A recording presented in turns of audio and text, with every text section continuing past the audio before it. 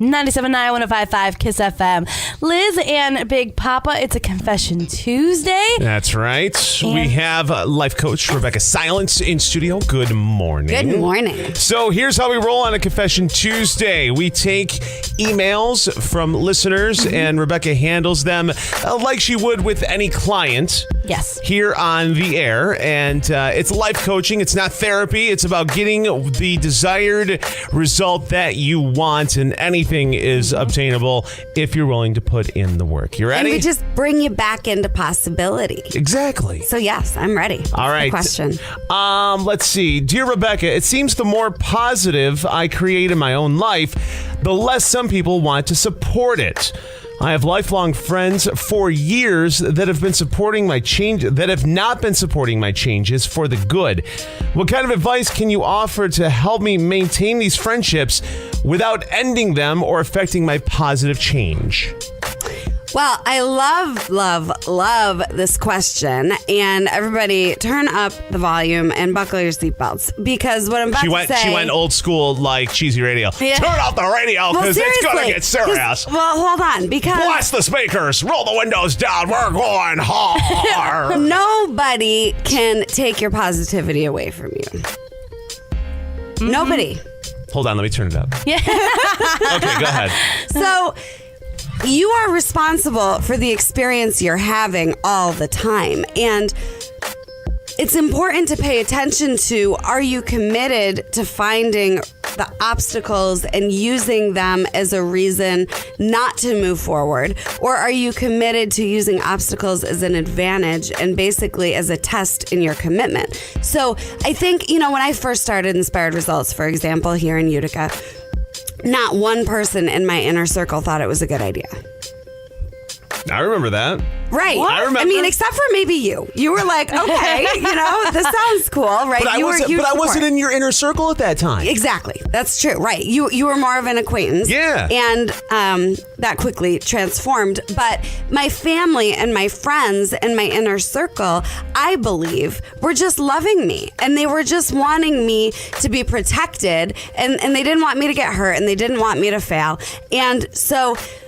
I can look at that like nobody believed in me and nobody supported me. Or what I did was I just said, thank you all for loving me so much. Let's just see what happens. And now here we are, almost 5 years on the radio, 5 years full time in upstate New York. And obviously it worked. So, your friends and your family may not be wanting you to not pursue your dreams. They might just be coming from a fear-based place. Yeah, they could be scared that they don't want their person that they care about to get hurt or to fail or to go through that. Now, or to have to deal with you going through that. Exactly. And there's a couple other things that could be going on, right? Somebody pursuing their dreams unapologetically and really going for it can be confronting for somebody who's kind of just playing it safe.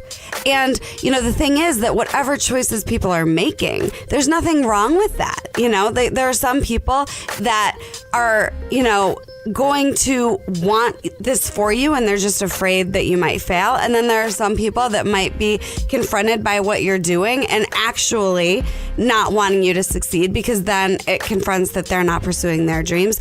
But who cares really? You're the one that needs to find the rocket fuel to keep your passion alive and your inspiration alive as you take on your dreams. So how do you do that? Nobody can do that for you, right? So you may outgrow, before I talk about coming back to passion and inspiration, I just want to say you may outgrow some of the people that have been in your inner circle for a long time, right? Just because a lot of years have gone by doesn't necessarily mean that friendship is for life. And then I hope it is. But the best thing to do is tell your truth to these people. I'm feeling sad because it doesn't sound like you're supportive. I want to check that out with you. Are you not supporting me, or are you supporting me? Because what I need is a friend to support me right now. I remember when I moved to Las Vegas and I told my best friend, she goes, I'm really mad. I don't think this is a good idea, but I'll support you if this is what you want. And I said, thank you, because that's exactly what I needed to hear. So ask before you just make assumptions that these people don't want to see you win and succeed. Ask, are you supportive? And then tell them exactly what support looks like to you. You know, you being supportive to me looks like checking in with me once a month and asking me how it's going. You being supportive is actually only talking about, in a positive way, you know, what I'm doing and asking me questions about what I'm doing. So train them. Yeah, and if they don't, that's okay too. Right. And then that's just information for you to have. Yeah, and it doesn't mean that you don't not talk to them anymore or anything like that. You can still, you know, be friends with them. And the whole point is... It's all about how you handle them. That's all. And the whole point is for you to stay in leadership instead of letting other people's lives and fear lead you. You stay in leadership of your life and in your experience. Now, getting back into inspiration and passion when, you know, that fresh love phase of your goal goes away or that initial excitement starts to fade, you know, that's a whole other Oprah. And when I talk to people about what inspires you, because really I believe, and this is maybe the most important thing I've ever said on Confession Tuesday ever, if you are not inspired by your goal, it is not going to work. Right.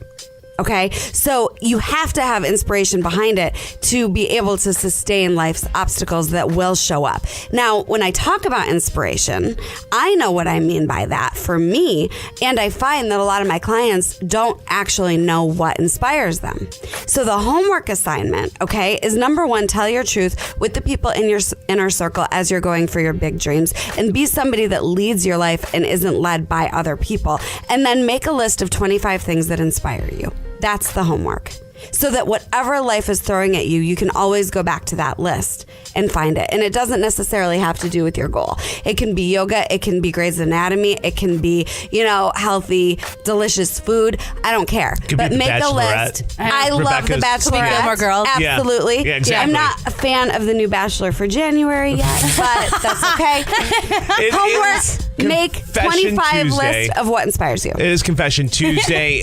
If you would like Rebecca to handle a situation on the air next week, just go to cnykiss.com. And of course, you can contact her directly at inspiredresultscoach.com. We'll see you next week.